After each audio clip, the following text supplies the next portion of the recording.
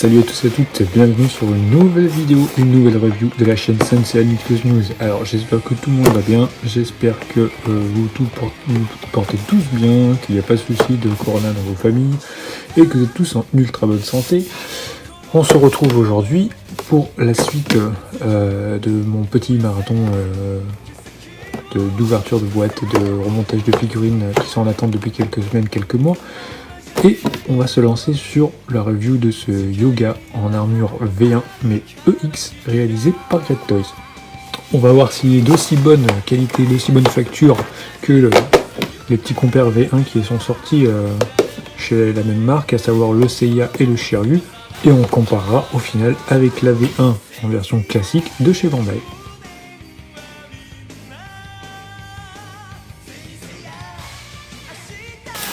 Alors, la figurine, comme pour les autres chevaliers V1, chevalier de bronze en armure V1, quand vous le commandez, deux boîtes. Donc le premier, comme d'habitude, vous savez qu'on a le corps du personnage qui est là-dedans, avec les visages, les paires de mains, tout ça normalement dans des petits sachets, et on a ici tout ce qui compose les pièces métalliques, les pièces de l'armure en elle-même.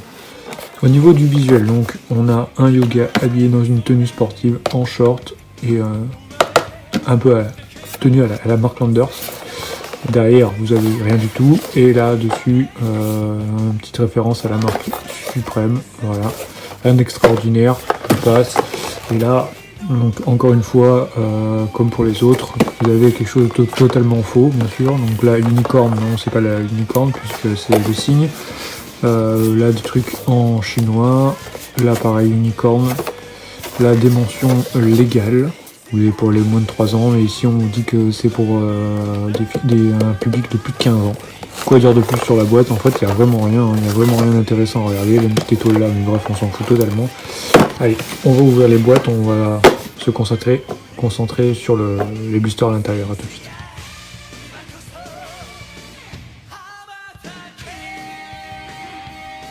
Alors voilà de quoi sont composés nos deux blisters. Donc celui où on avait la tenue du personnage à l'intérieur, vous pouvez voir que c'est bien ce que je vous ai annoncé.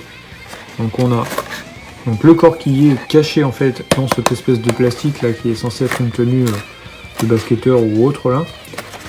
Et donc là dessous là vous avez les baskets qui elles renferment les pieds du personnage. Là vous voyez qu'il y a un petit sachet dedans dans lequel on va retrouver l'ensemble des visages qui sont disponibles pour la figurine. On a un deuxième sachet dedans où là on a donc les chevelures, à savoir la chevelure arrière, la chevelure qui va sur le front devant quand le personnage n'a pas de casque. On a les différentes petites mèches, donc il y a deux mèches pour quand vous mettez le casque et deux mèches pour quand vous ne mettez pas le casque. Et on a également ici les jambes du personnage, puisque là en fait vous retrouvez que le tronc du perso et les bras, les jambes. C'est ces jambes là qu'il faut monter ensuite directement sur le perso. Et pour le deuxième, celui où on avait l'espèce de petit cochon là, donc lui c'est celui qui contient les pièces d'armure. Donc là vous avez qu'on a les pièces du genou, là les pièces au niveau des épaules, là on a le casque. Alors le casque qui lui est déjà monté, alors uniquement pour le blister je pense, pour avoir un peu plus de place. On a la chevelure où on a le casque qui peut se greffer dessus, on a le plastron, on a la jupe, on reconnaît ici qu'on a les pièces qui vont au niveau des bras du personnage, on a un petit sachet plastique au fond, je sais pas si vous le voyez, avec les différentes paires de mains et les différents protège-mains qui doivent être dessus. Là on a la pièce qui correspond au mollet, et ici on doit avoir la pièce qui correspond au buste, au tronc du personnage. Voilà, donc je prends le temps d'ouvrir mes petits blisters et on se retrouve pour le montage du personnage.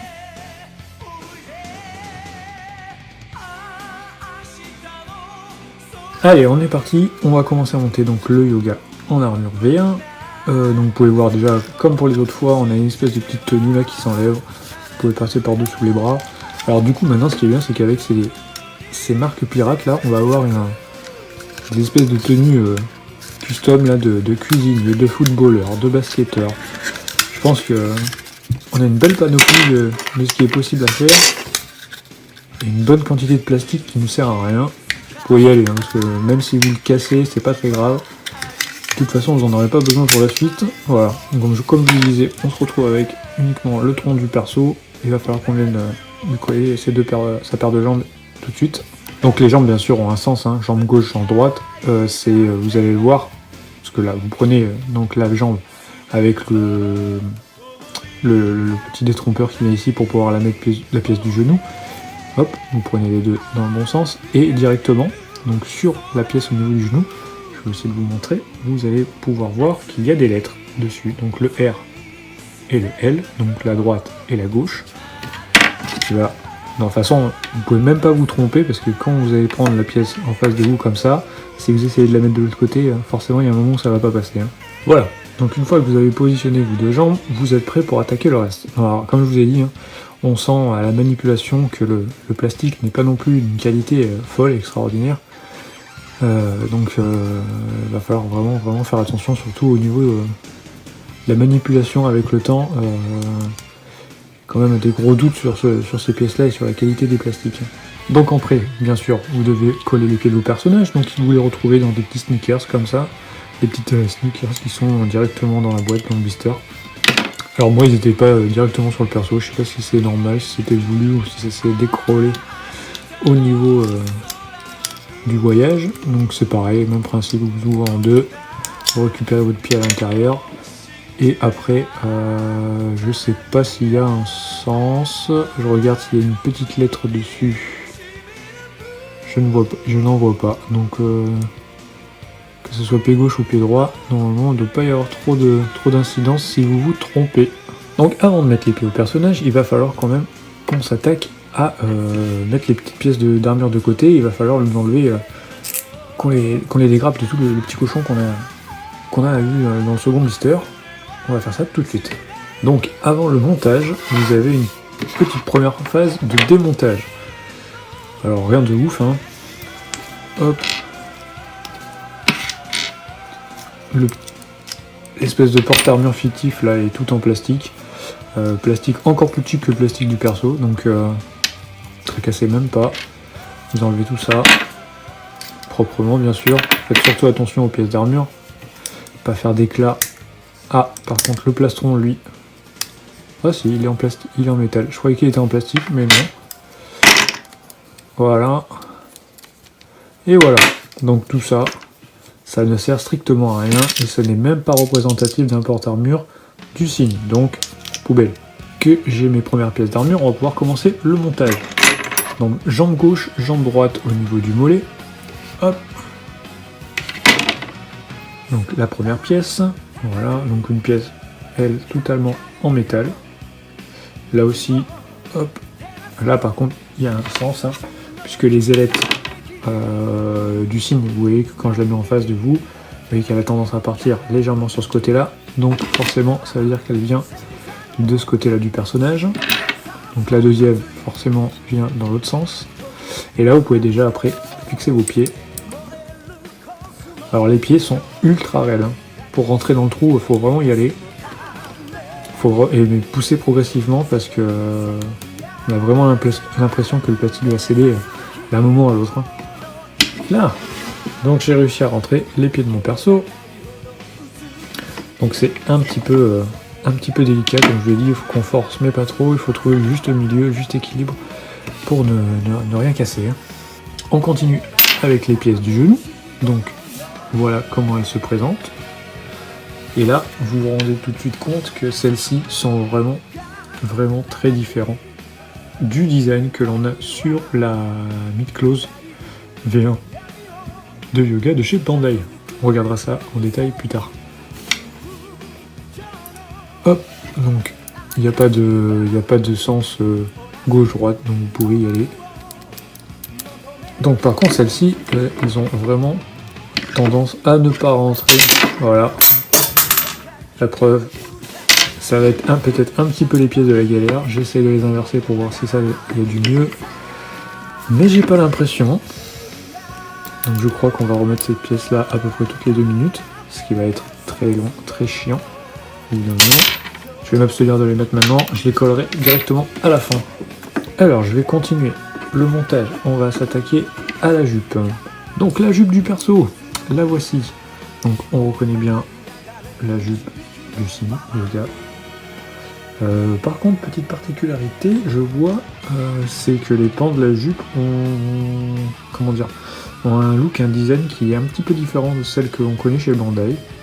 Au niveau des pièces qui sont ici, vous voyez qu'en bas, ça s'écarte, alors que sur celle de Bandai, c'est l'inverse. Enfin, ça revient vers l'intérieur. Je vous montrerai tout à l'heure, on comparera ça en détail, mais ouais, il y a un choix esthétique qui a été pris, là, il y a un parti pris de la part de Great Toys. Bon. Ok, le médaillon sur le ceinturon, là, pareil, très sympa, couleur rouge. Hop, comment il s'enlève lui? Alors, il ne s'enlève pas comme chez Bandai. Si, il s'enlève, voilà, il coulisse vers le haut. Ok. Voilà. Est-ce que je vais avoir une mauvaise surprise au niveau du dos? On va le savoir tout de suite. Voilà. Voilà, par contre, il n'y a pas de souci. C'est très très bien rentré derrière. Ça se plie parfaitement devant. Et vous venez fermer tout ça proprement. Nickel devant. Là, ça c'est le top. Le niveau de la jupe, c'est fixé, c'est propre. Ça va pas bouger, ça c'est une évidence. Très bon système de fermeture. On remonte, on continue avec la pièce qui va composer le buste du perso. Donc vous voyez celle-ci, elle a un ergot qui va venir se positionner, qui va lui rentrer dans le dos au niveau de la colonne vertébrale, et on va refermer après devant. Donc on va faire ça tout de suite. Je lui lève ses deux bras, tac. Et on va rentrer ça dans le dos, voilà. Donc Great Toys, en fait, qui avait, ça faisait un an qu'on n'avait pas eu de nouvelles de cette gamme-là, DV1 en EX, et au bout d'un an, ils nous sortent ce Yoga là. Il y avait eu quelques petites rumeurs après, comme quoi le prochain allait sortir, donc c'était soit Shun, soit Iki, et au moment où je vous parle, et ça fait déjà maintenant moult semaines que celle-ci est sortie, il n'y a pas eu de renouveau de chez Great Toys, hein. Ils n'ont pas fait comme le Seiya et le Shiryu, où les deux étaient sortis quasiment à la volée. Là non, j'espère qu'on n'aura pas un an à attendre encore pour avoir le quatrième personnage de la série. Hein. Surtout qu'ils sont bien partis, ils en sont au troisième, donc faut espérer que ça dure quoi. Alors maintenant qu'on en est là, on pourrait continuer en mettant le plastron du perso. Alors le plastron que je vous montre, vous avez le choix entre un grand et un petit. Donc le grand, le petit, ça dépend en fait quelle attaque, dans quelle position vous voulez mettre le perso. Il se peut que le grand peut vous gêner sur certains posings, certaines mises en scène. Donc du coup vous utilisez le petit. Là vu qu'on va faire du posing assez statique pour la review, on va se contenter de mettre le grand. C'est beaucoup plus esthétique. Par contre on fera ça après, parce que là je vais m'attaquer après au bras du perso. Les bras du perso, rien de très compliqué, on va avoir une pièce au niveau de l'épaule et on va avoir une pièce au niveau de l'avant-bras. Au niveau des épaules, donc voilà comment se présentent les deux épaules du perso. Donc c'est deux boules quasiment en métal. Donc vous avez des petits systèmes d'accroche qui sont dessous, voilà. Aucun signe de gauche ou de droite, donc vous allez pouvoir mettre ça comme bon vous semble. Donc bien sûr ça se met comme ceci, vous pouvez, ne cherchez pas à le mettre dans l'autre sens ou quoi que ce soit, ça se met comme ceci avec l'attache dans ce sens là. Donc vous mettez, hop, vous essayez de rentrer un premier détrompeur pour en fait ensuite faire glisser le deuxième. Vous faites pareil sur le deuxième côté. Voilà. Bon ça rentre super bien. Là c'est clair, ça rentre super bien et j'ai pas l'impression que ça va bouger, ça a l'air assez stable. C'est pas une pièce qui va sauter toutes les 30 secondes, c'est déjà ça. On en a déjà deux au niveau des genoux, pourvu que ça dure et que ça reste comme ça. Alors les avant-bras donc classiques, vous avez celle-ci, voilà, qui est le côté gauche de Yoga, et vous avez le côté droit de Yoga. J'ai dit une bêtise, côté droit. Et donc du côté gauche, Yoga a son fameux bouclier du cygne, et on va venir le coller ici. Voilà. L'autre côté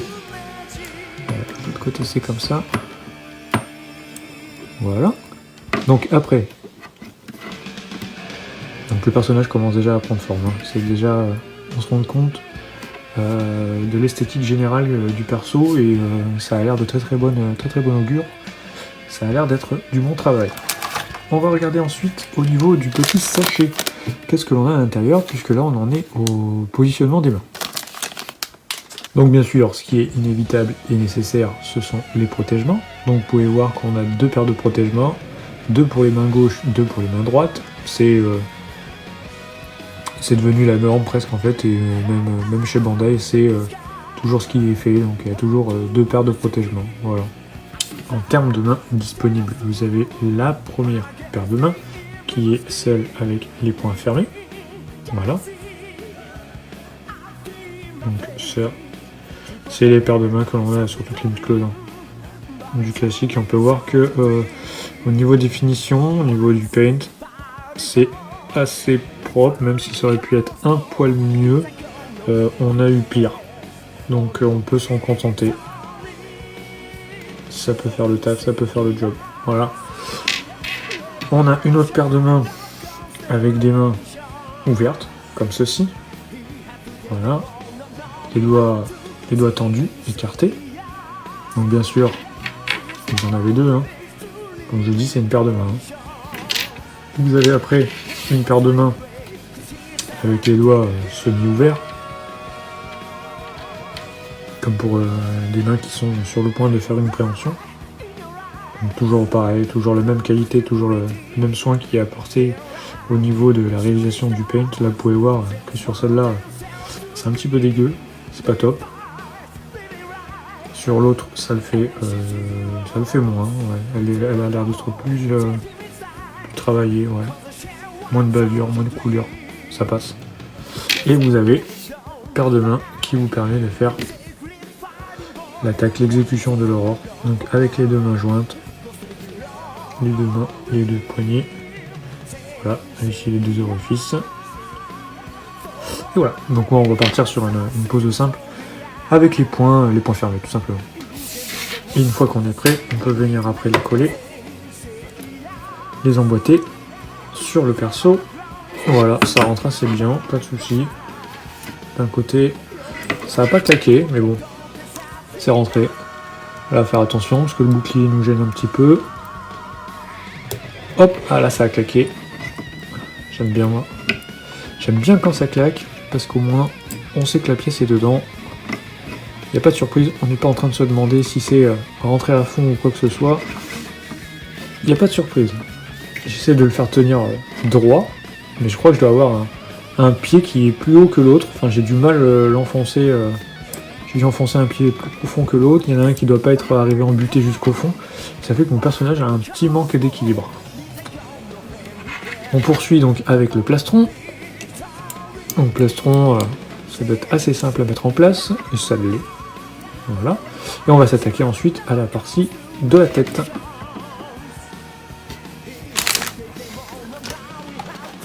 Donc comme je vous ai dit, pour la tête, vous avez le premier casque, celui qui est fourni tel quel dans la boîte.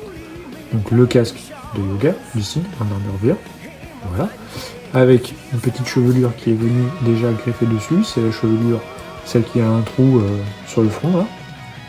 Donc chevelure arrière qui est la même que vous utilisiez ou non le casque.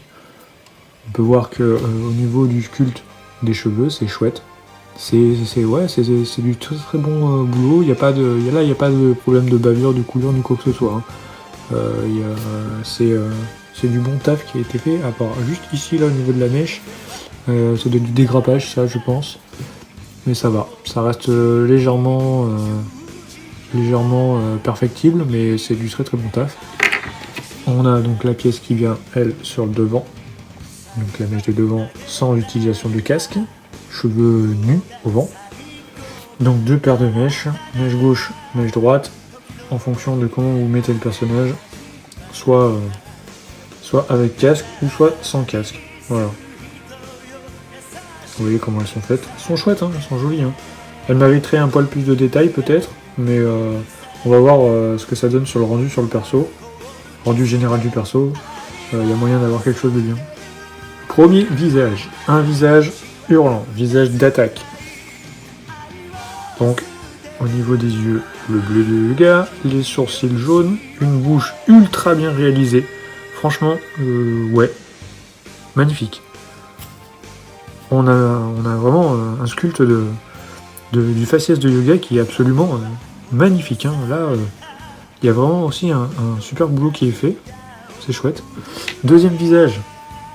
Un visage les yeux fermés. Donc ça, c'est un grand classique aussi. On note aussi qu'il y a un petit souci du détail sur... un souci du détail sur les cils du perso qui sont vachement bien réalisés, je trouve. Ils sont vraiment bien dessinés. Donc un petit visage qui peut correspondre aussi à Yuga, parce que Yuga a un côté assez ténébreux, assez solitaire. Donc c'est un visage qui peut très bien se marier sur certains posings. On a un visage type classique, avec un regard droit quasiment sans expression. Voilà. Par contre, celui-là, j'ai l'impression qu'au niveau de l'oreille, je sais pas si vous allez vraiment pouvoir vous en rendre compte, vous, j'ai l'impression que mon oreille est un petit peu déformée. Sur ce personnage-là, elle a des petits soucis, là, cette oreille. Elle est moins bien travaillée que l'autre. L'autre, je sais pas si vous allez voir, mais là, l'autre est nickel, ça y a pas de problème. Mais celle-ci, on dirait qu'elle a été un petit peu bouffée. C'est dommage. C'est du détail, mais bon. C'est du détail. Et le dernier. Un visage avec un petit sourire en coin et avec les yeux aussi, un petit regard malicieux qui regarde sur le côté. Voilà. Visage très sympa, ça fait un petit peu référence à ce qui est sorti comme visage sur la V1 Revival de chez Bandai. Alors à perso, pour la review, mais pas pour la session posing, je vais partir sur le visage neutre, comme d'habitude. Voilà.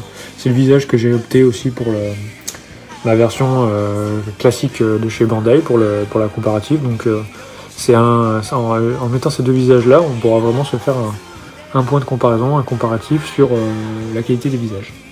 Donc rien d'extraordinaire, je suppose, au montage de ce personnage-là. On a la pièce de la tête qui est comme ceci. Vous venez coller votre chevelure arrière. C'est un système avec un espèce de carré là sur lequel tout vient s'emboîter. On a ça aussi chez Bandai, donc au niveau des mèches, hein, c'est pas extraordinaire le montage, parce qu'en fait vous forcez et progressivement vous voyez que le plastique de fixation qui est ici jaune se déforme petit à petit, et donc vous voyez que votre pièce rentre dedans. Vous attendez pas à avoir un claque vraiment violent, sec, quoi que ce soit, c'est que ça rentre vraiment progressivement. Ne poussez pas trop, parce que ça a pas l'air non plus ultra solide au niveau du bâti qui tient les deux mèches sur le côté. Plusieurs fois là j'ai poussé un peu plus et j'avais l'impression que j'étais vraiment à la limite de ce qu'il fallait pousser, quoi. Hein.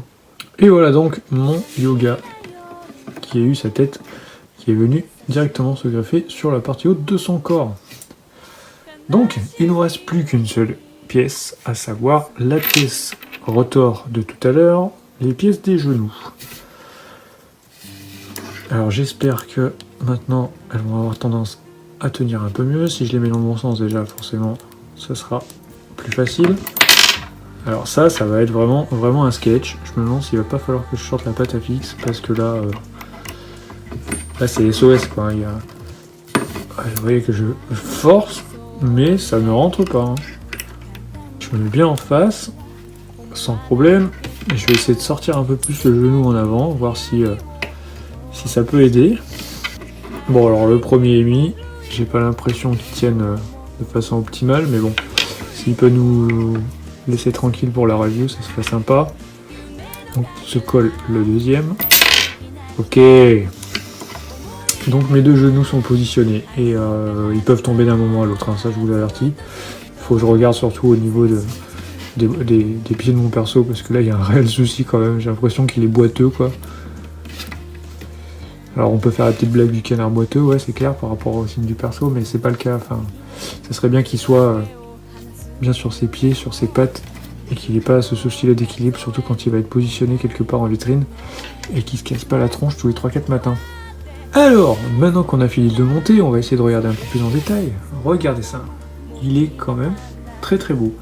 Je suis agréablement surpris. J'avais l'impression sur les photos, sur les reviews et tout ça que j'avais vu sur internet, qu'il était de moins bonne facture que ses deux compères.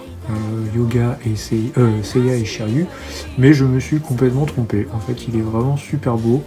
Il est dans la ligne droite, la lignée de ce que fait Great Toy en ce moment sur ces figurines-là, et c'est une belle acquisition que vous pouvez faire pour vos collections. Alors, clairement, au jour d'aujourd'hui, il enterre en termes de beauté, en termes d'esthétique, le Yoga V1 classique, ce qui est un petit peu normal puisque après c'est le seul en version EX qui existe pour le moment. Bandai ne s'étant pas lancé officiellement dans cette gamme-là de figurines. Si le tarif reste aussi celui qu'il est au moment où j'ai fait l'acquisition de cette figurine, à savoir aux alentours des 45-50 euros, foncez, clairement foncez. Si vous n'avez pas les moyens de vous offrir la version classique, c'est une ultra bonne alternative en attendant que la Bandai sorte un jour.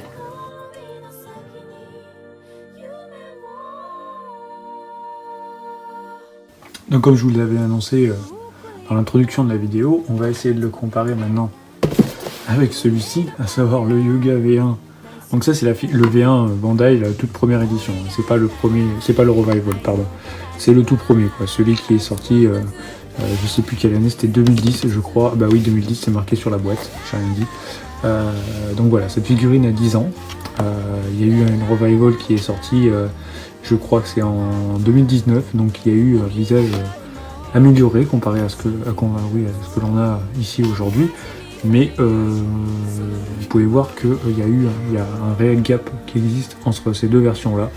Je peux pas vous faire l'autre parce que je la possède pas. Si on s'attarde à essayer de regarder un peu au niveau du design des pièces, quelle est la différence entre ces deux versions, donc je vous avais dit au niveau des genoux, là il y a une vraie belle différence. Vous voyez ici la façon dont c'est fait, il y a une pointe qui retombe vers le bas, il y a une espèce de plat sur le dessus, alors que sur la version de chez Great Toy, on a comme un ovale. Au niveau de la pièce du mollet, du jeu, enfin, oui, au niveau de la pièce du mollet, elle est presque similaire. Alors, on peut chipoter sur certains soucis. Là, peut-être la forme de l'ailette derrière qui n'est pas tout à fait la même, mais bon, c'est du détail. Les pans de jupe, voilà, ça je vous l'avais parlé tout à l'heure. Regardez les pans de jupe, surtout au niveau des premiers qui sont devant. Je tourne ma figurine pour que vous puissiez le voir comme il faut. Donc celui-ci, les pans de jupe là sont tournés vers l'extérieur. Ici, ils sont avec un petit bisou ici à l'intérieur là, mais ils sont, voilà, ils tournent dans l'autre sens. Voilà, c'est pourquoi on ne sait pas. C'est un parti pris.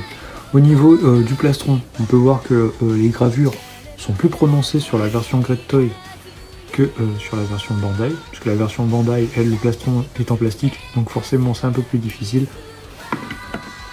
On a ensuite une réelle différence au niveau du casque, où là on a vraiment l'impression d'avoir des ailes, alors qu'ici on avait un petit peu des structures carrées, comme vous savez, comme une vieille impression 3D là, au départ, avec des qualités pourrables. Là non, c'est joli, hein, ça fait, il y a une courbe qui est faite, qui est dessinée, donc c'est plus harmonieux.